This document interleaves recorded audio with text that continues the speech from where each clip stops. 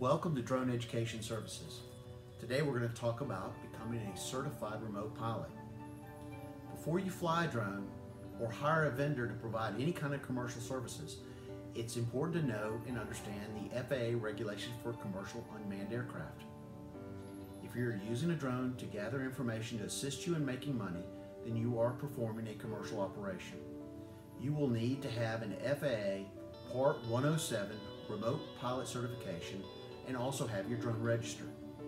If you hire someone to perform services for you, it's always wise to check to see if they've got a remote pilot certification and their drone is registered.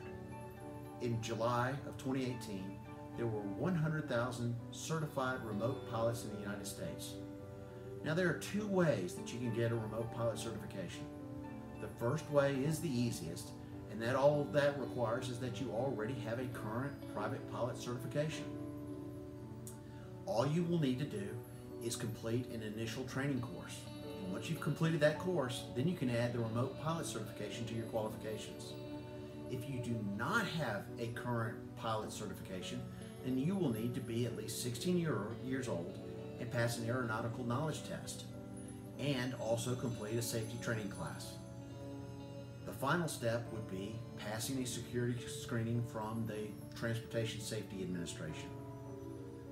So please subscribe to my channel, and may all your operations be safe, reliable, and repeatable.